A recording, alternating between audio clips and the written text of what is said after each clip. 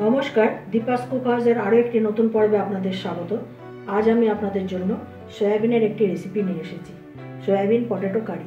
ভিডিওটি শেষ পর্যন্ত দেখবেন, কেমন লাগলো কমেন্টে জানাবেন, ভালো লাগলে একটি লাইক দেবেন, আর চ্যানেলটি যারা এখনও সাবস্ক্রাইব করেননি তারা সাবস্ক্রাইব করতে ভুলবেন না।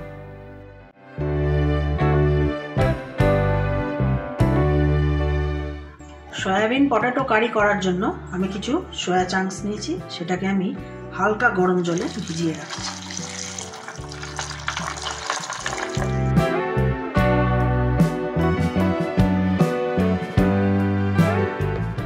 সয়াবিনটা খুব ভালো করে ধুয়ে রেখেছি। আমি কিছু বেবি পটেটো ইউজ করছি। এগুলোকে সেদ্ধ করে খোসা ছাড়িয়ে রেখেছি। এবার এগুলোকে ভেজে নেব।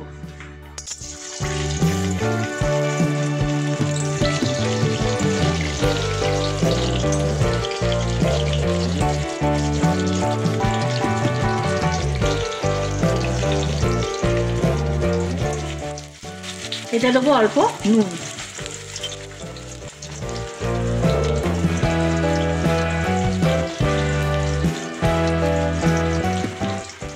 আলুটা খুব সুন্দর করে ভেজে রেখেছি, সেই তেলেই আমি সয়াবিনগুলোকে দিয়ে দেবো। এতে দেবো অল্প নুন আর অল্প দেবো লঙ্কার গুঁড়ো। এটাকেও আমি ভেজে নেব।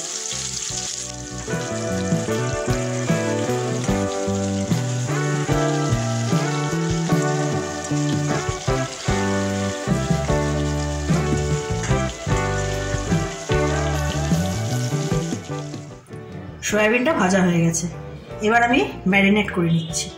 প্রথমে দিচ্ছি 1 চামচ আদা আর রসুনের পেস্ট, 1 চামচ দেব পেঁয়াজের পেস্ট,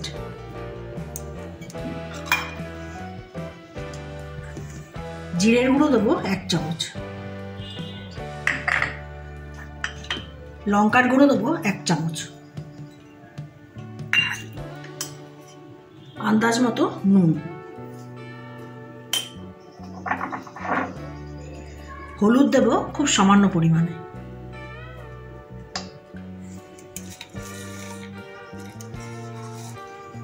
কাসুরি মেথি দেব 1 চামচ,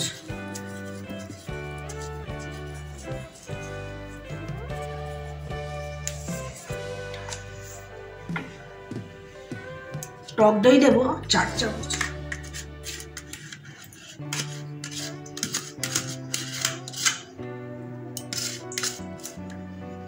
টক দই দেওয়ার পর দেব 1 চামচ হোমমেড গরম মশলা। এবার এটাকে আমি খুব সুন্দর করে মেখে নিচ্ছি।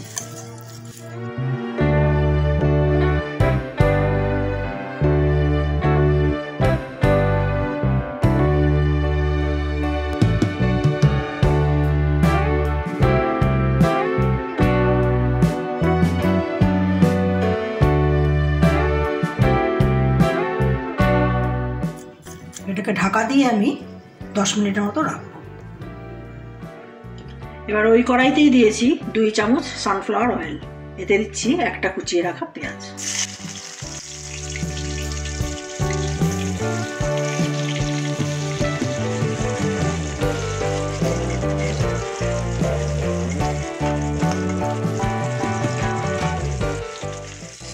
এবার 10 মিনিট ম্যারিনেট করে রাখা সয়াবিনটা আমি দিয়ে দেবো।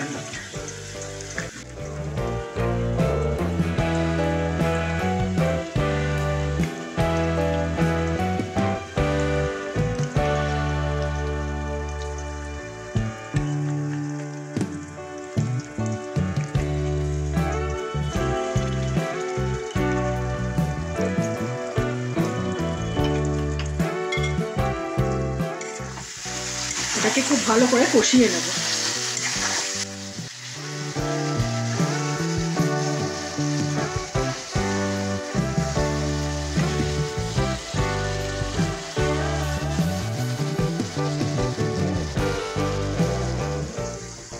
সয়াবিনটা কষানো হয়ে গেছে, এতে দিলাম ভেজে রাখা আলু। এবার এতে দিয়ে দেবো জল।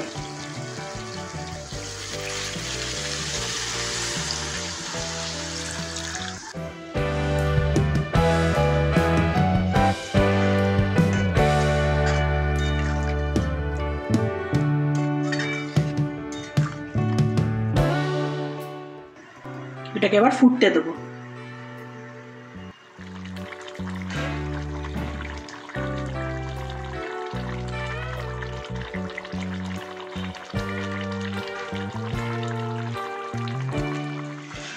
ঝোল ঠিক মতো ফুটে উঠেছে। এবার আমি দেবো এর মধ্যে 1 চামচ বাটার। তৈরি হয়ে গেল পটেটো সয়াবিন কারি। ভিডিওটি শেষ অবধি আমার সাথে থাকার জন্য ধন্যবাদ। আপনারা ভালো থাকবেন, সুস্থ থাকবেন এবং দেখতে থাকবেন দীপাস কুক হাউস।